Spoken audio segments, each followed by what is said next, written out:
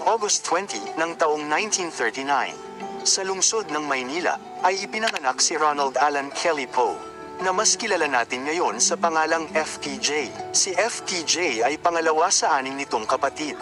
At sa katunayan ang ilan pa sa mga ito ay pumasok rin sa mundo ng pag-aartista at pelikula, tulad nina Andy, Freddie at ang kapatid nito sa ama o half-brother nito na si Conrad Poe. Ang magkakapatid na ito ay anak ni Fernando Poe Sr., isang direktor, producer at isa sa mga batikang aktor noong unang pag-usbong ng pelikulang Pilipino sa bansa. At ang kanilang ina naman ay si Elizabeth Gat Bonton Kelly, na isang Irish-American. Ang kanilang ama na si Fernando Poe Sr. ay isang kilalang personalidad noong kapanahunan niya. Tila bagay dito nakuha ng magkakapatid na Poe ang kani-kanilang talento pagdating sa larangan ng pag-arte.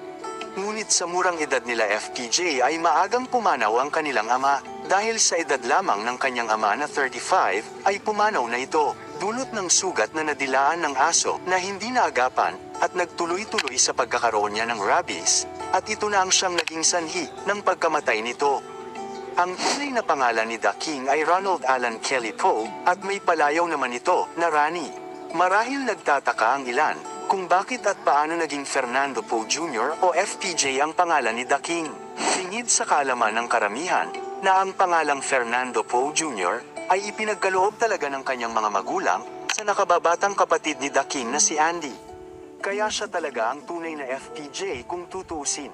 Ngunit napagpasyahan ng magkakapatid at ng kanilang pamilya na mas maigi na gamitin ni Rani ang pangalang Fernando Poe Jr. na siyang pangalan ng kanyang kapatid upang maging ganap na screen name ni Rani sa pagnanais nitong pasukin ang mundo ng pag-aartista. Alinsunod na rin ito sa pagkilala sa pangalan at